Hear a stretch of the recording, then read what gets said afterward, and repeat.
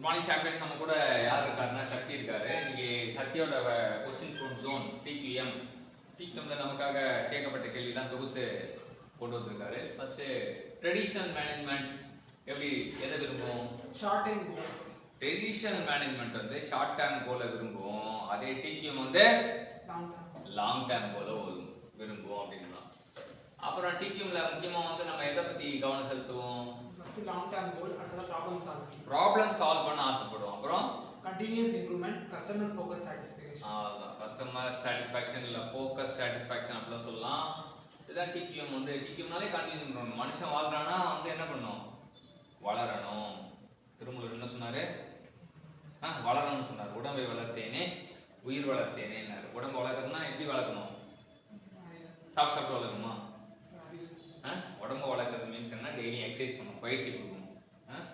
உயிரை வளர்க்கணும்னா உயிருக்கு பயிற்சி கொடுக்கணும். சரியா? அதே போல் தான் வந்து என்னன்னா கண்டினியூஸ் இம்ப்ரூவ்மெண்ட் அப்படின்றது தெரிஞ்சுக்கலாம். அடுத்த டிபிஎம்ல என்னென்ன பாலிசிலாம் இது பண்றாங்க? Forward reward policy, learning from mistake. ஆமா, இப்போ நம்ம எப்பவுமே எக்ஸாம் எழுதி முடிச்ச பிறகு we have to do learning from mistake. தப்பு செஞ்சா கத்துக்குங்க, என்ன தப்பு பண்ணுங்க கத்துக்குன்னு சொல்றோம்ல. அது இல்லாம பாராட்டணும். எப்பவுமே நம்ம நடக்கும் போது என்ன சொல்றோம்? பாராட்டுறோம், நன்றி தெரிவிக்கிறோம், வாழ்த்துறோம். அதெல்லாம் என்னது? ரிவார்டு அப்படின்றாரு. ஸோ இப்போ டிக்யூஎம்ல வந்து ரிவார்டு நம்ம பண்றது நடந்ததே அப்படிதான். டிக்யூஎம் தான் ஃபாலோ பண்றோம். ரிவார்டு கொடுக்கும்.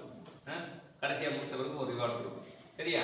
அதே போல லேர்னிங் ஃப்ரம் மிஸ்டேக். டெஸ்ட் எழுதி முடிச்ச பிறகு ரெண்டு தான். நீ குவாலிட்டி இம்ப்ரூவ் பண்ணணும்னா ஒரே டெஸ்ட் தான், 10 கேள்வி.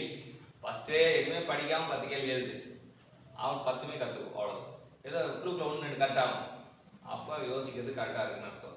லேர்னிங் ஃப்ரம் மிஸ்டேக்கும் ரிவார்டும் டிக்யூஎம் குவாலிட்டி வேணும்னா இந்த ரெண்டு பண்ணுங்க.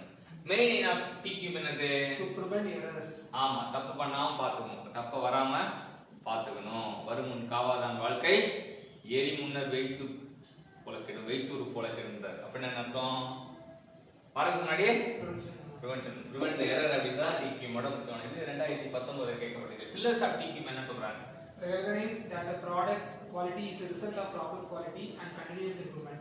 So ப்ராடக்ட் நல்லா இருக்கணும் அப்படின்னா process நல்லா இருக்கணும். அதான் சரியா? process நல்லா இருக்கணும், கண்டினியூஸ் இம்ப்ரூவ்மென்ட் நடந்துட்டே இருக்கணும் அப்படிங்கிறது. அந்த ப்ராடக்ட் நல்லா இருக்கணும் அப்படின்னா process ஒரு சிஸ்டம் வந்து நல்லா இருக்குன்னு வச்சுக்கலாம். அப்புறம் ஆட்டோமேட்டிக்கா வந்து சிஸ்டத்துக்குள்ள யார் வந்தாலும் ரெடி ஆயிடுவாங்க. சரியா? சிஸ்டம் நல்லா இருக்கணும் அப்படின்றது தான் தேவை. அப்போ ப்ராசஸ் நல்லா இருந்தா ப்ராடக்ட் நல்லா சாமி சத்தியமா ப்ராடக்ட் நல்லா இருக்கும். சரியா? சோ அடுத்து as per TQM, quality is a responsibility of everyone in a company. எல்லாரும் சேர்ந்தாதான் அது சிறப்பா செய்ய முடியும். கூடி வாழ்ந்தால் கோடி நன்மை. அப்ப கம்பெனில என்ன பண்ண? எல்லாருமே ஆளுக்கு ஒரு பங்கு தரணும். என்ன பங்கு அப்படின்னு வச்சுக்கேன், அவர் பங்கு தரணும். அப்ப அதுதான் தேவை. அப்புறம் Malcolm Baldrige international quality award MBNQA அப்படின்னா என்ன? Malcolm Baldrige national quality award எந்த நாட்டுல இருந்து தராங்க? United states. டிக்யூஎம்காக கொடுக்குற அவார்டு தான் வந்து அந்த அவார்டு. அது யூஎஸ்ல இருந்து இது பண்றாங்க.